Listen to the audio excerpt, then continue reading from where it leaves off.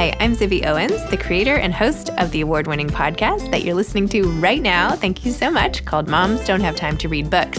It is a daily podcast, 365 days a year, and each day we talk to an author about all of the things related to their career, their book, their life, and more in 30 minutes or less, because who has time?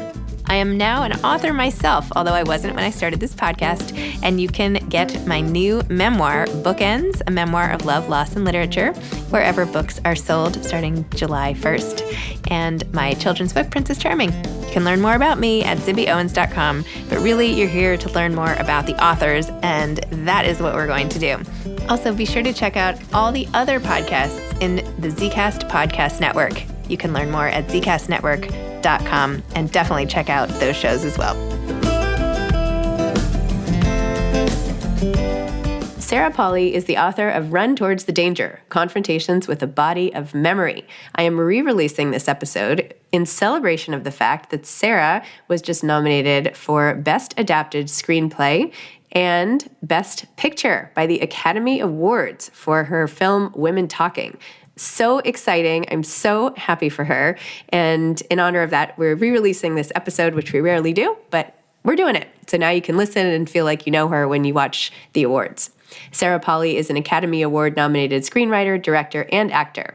After making short films, Polley made her feature-length directorial debut with the drama film Away From Her in 2006. She received an Oscar nomination for the screenplay, which she adapted from the Alice Munro story, The Bear Came Over the Mountain. Her other projects include the documentary film Stories We Tell, which won the New York Film Critics Circle Prize, and the National Board of Review Award for Best Documentary, the miniseries adaptation of Margaret Atwood's novel Alias Grace, and the romantic comedy Take This Waltz. Polley began her acting career as a child, starring in many productions for film and television. Her book was so good, Run Towards the Danger. Enjoy this episode.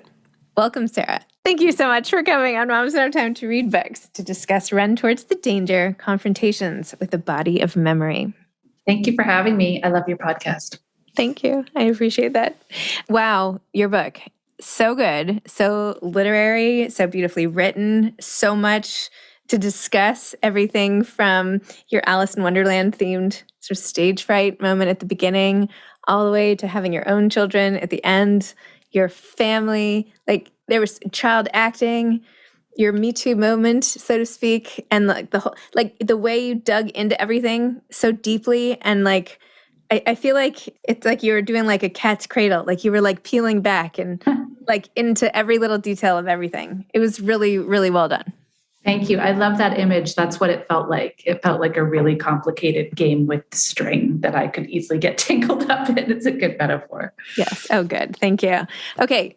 I kind of summarized some of it, but how would you describe it? Let's say somebody's wondering what your book is about. How would you describe this, and why write it? Particularly one of the essays, which, although I could hardly call it essay because it's so meaty, but that you are open about the fact that you've been writing it and kind of rewriting it and not just being able to decide if you should tell it or not. Why now?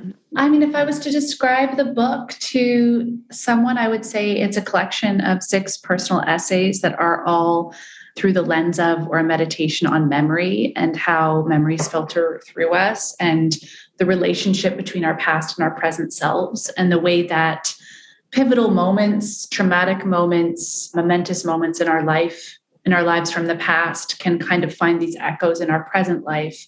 And when they go a different and better way in the present, it can actually change our relationship, and on a molecular level, what those memories are and mean. So I think I've always been aware that my past experiences have informed who I am now. I've certainly been in enough psychotherapy and psychoanalysis to understand that. But I think for me, what became really interesting to explore and to discover was that my present life was also impacting my past life, that it was this reciprocal relationship that the past and the present were in, and they could kind of push on and move each other. And that felt like a big difference between how I used to think about memory and what it meant, and how I sort of view it and experience it now.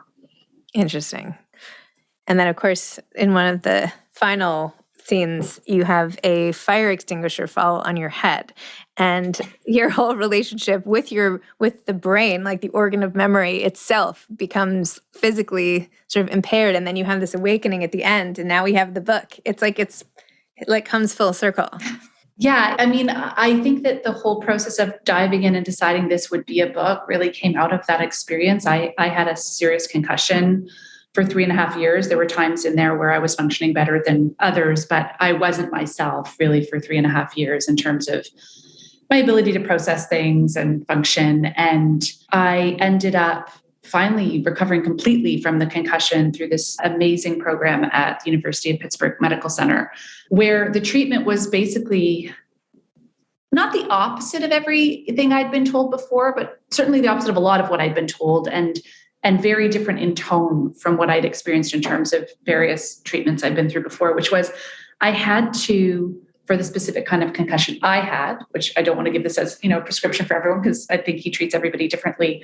I had to sort of charge towards the activities that were hurting my brain the most. So the things that gave me headaches, the things I was avoiding because I knew I couldn't handle them. So loud noises, a lot of activity, multitasking, the things that made me feel like I was going to have to go to bed for 3 days, I had to just keep doing. And, it was supported by a lot of specific physical and vestibular treatments and exercises to support, charging in to that kind of stimulus that was so aggravating for me. But the whole idea that to get better, I had to do the things that were the hardest really did become this way of being in the world for me. And it really sort of shifted a paradigm in terms of how I'd been relating to my life. And what came to mind for me as part of that process was I have a lot of stories that I've half told or wanted to tell or written 3/4 of or written a page of that I feel this burning urge to tell at some point in my life, but I've been too scared. And there must be, if we're talking about the brain responding well to running towards the danger, which is a quote, run towards the danger is a quote from Dr. Mickey Collins at the University of Pittsburgh Medical Center, then why would that not apply to a whole bunch of other things as well? And so I sort of went back to my computer and dug up these essays that I'd buried and decided to finish telling these stories that I was too scared to tell. And I did find that it did alleviate a lot to do this. It was also excruciatingly hard but really transformative. So the essay in which you talk about your own sexual assault and you name the person and you go through what we don't see a lot in the media, which is what goes into the calculus of whether or not to come forward. It's not as simple as like, I'm brave, I'm going to do this, or I'm not brave, or whatever. But,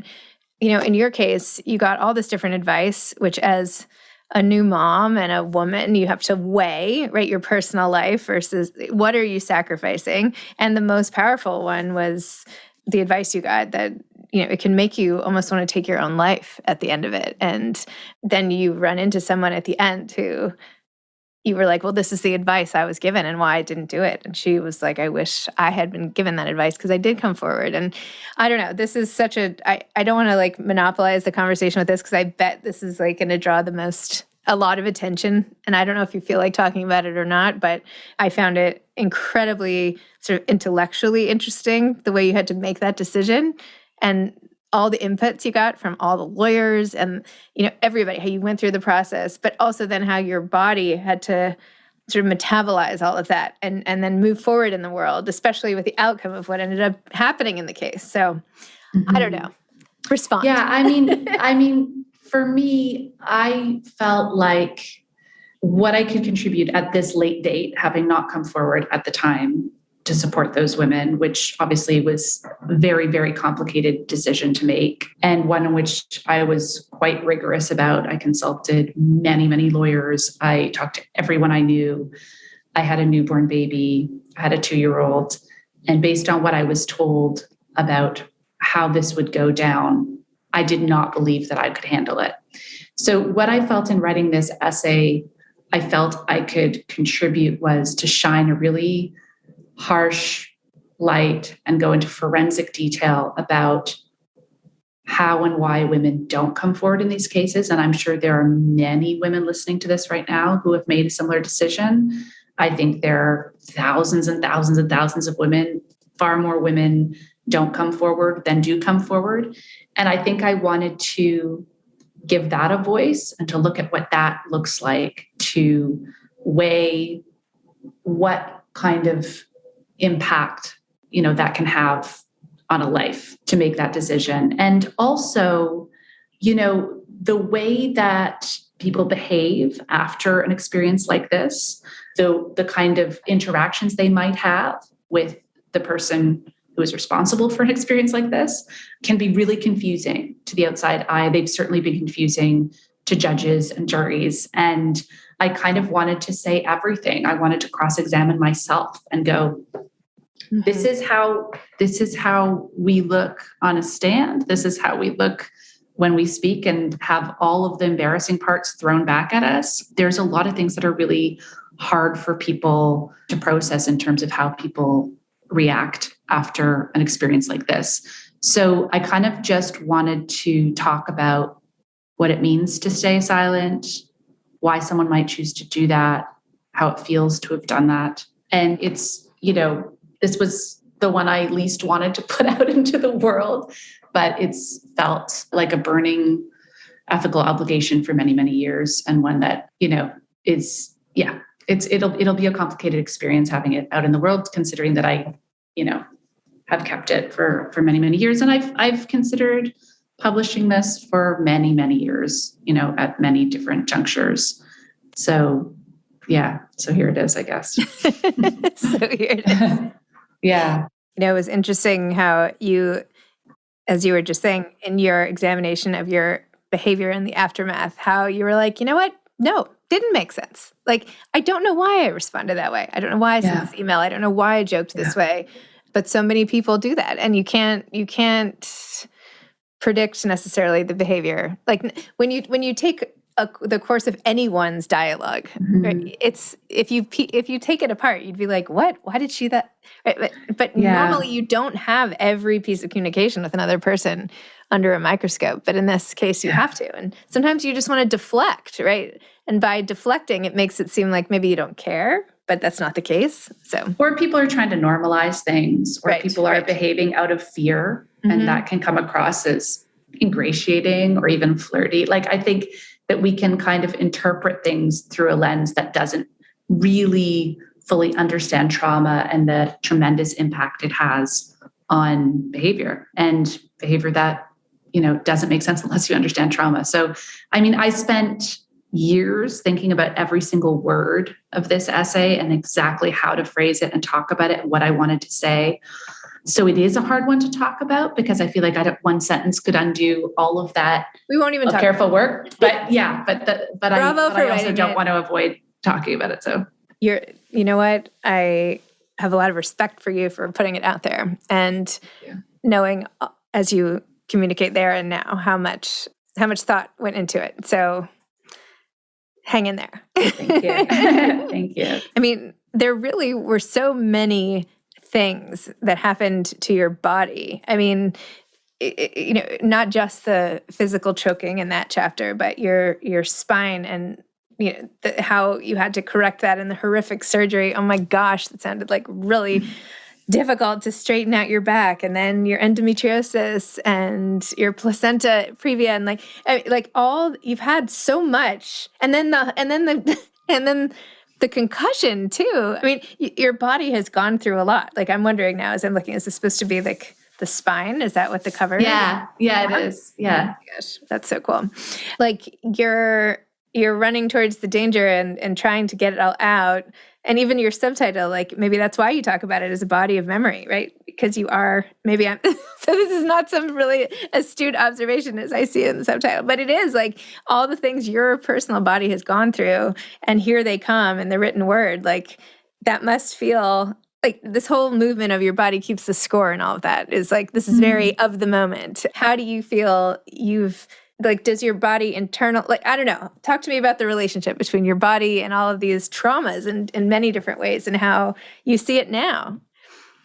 Well, again, I do think this treatment I went through for my concussion recovery was so pivotal for me because, I feel really strong now and I feel like there's a lot of energy moving through my body. And I haven't always felt like that. Like, I have not felt like I've sort of been always kind of waiting for what is the next thing because I had really debilitating endometriosis for years and years. There was my spine. And so I've never felt like part of my body. I felt like there's, been my head and my brain, which is where I live. And then there's this thing that hopefully won't inconvenience me again too soon. Mm-hmm. And we've been very separate. And I feel much more now like, again, in order to get my brain better, I had to move my body and I had to develop a connection with my body that I hadn't had as much in the past. And that's a really kind of exciting turning point for me that we're friends now, and yes, I've been through all of these things, but I do feel quite strong.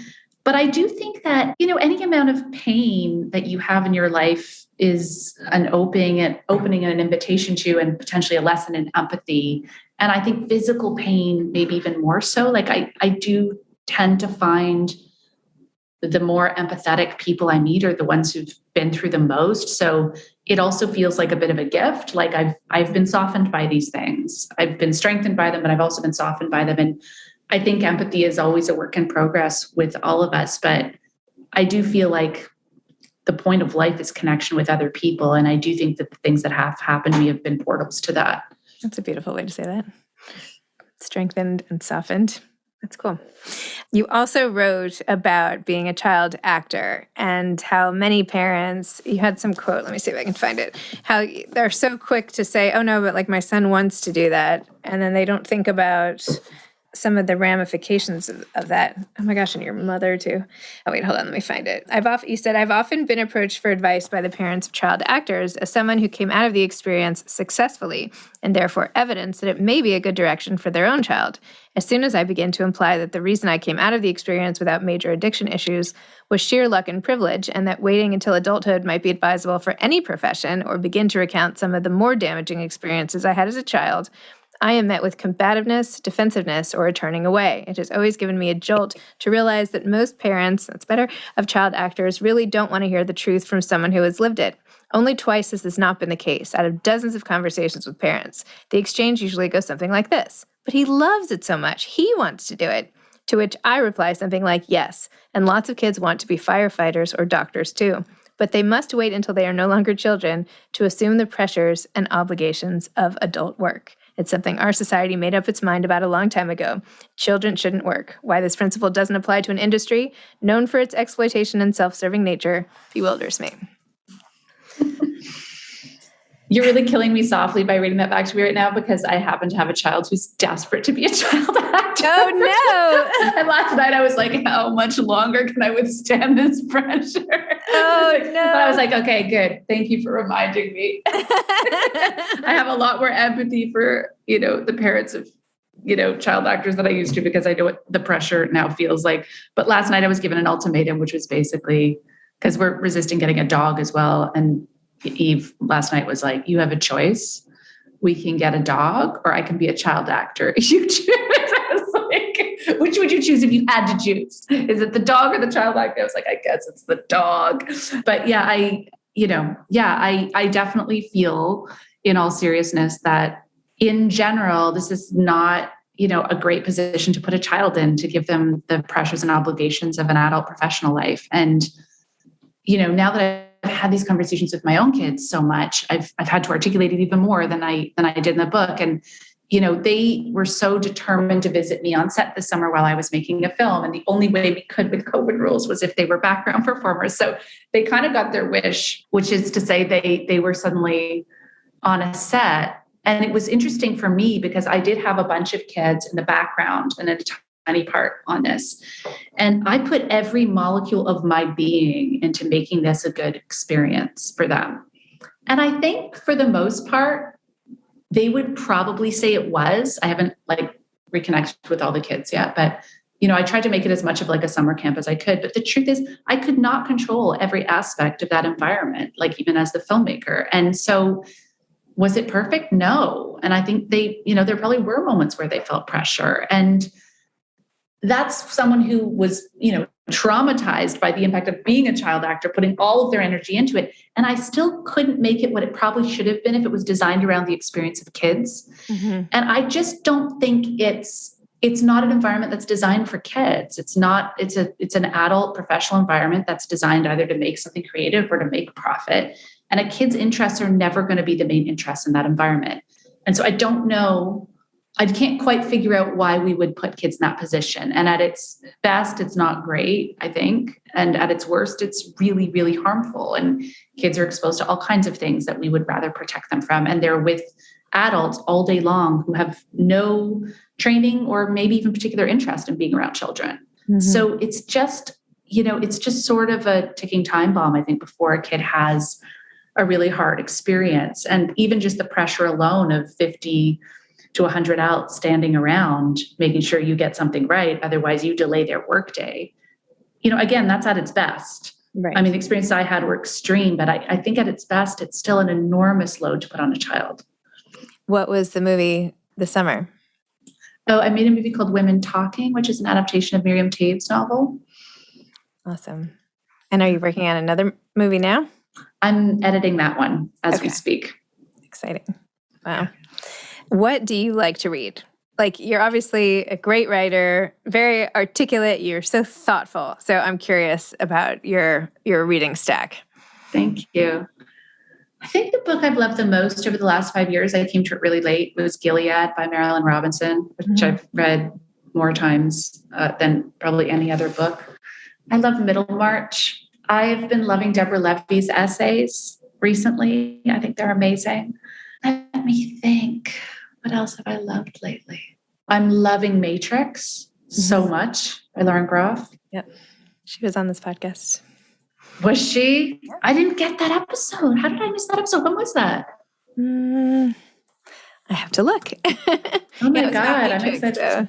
She was amazing. Oh, she's just something else. I also love Florida. Like her. I didn't read Florida. Oh my God. I know. I have to go. Good. It was on September 8th, 2021. Okay. Okay. Yeah, not so long ago. Well, anyway, yes. Very cool. Where are you? What part of the country are you in? I'm in New York.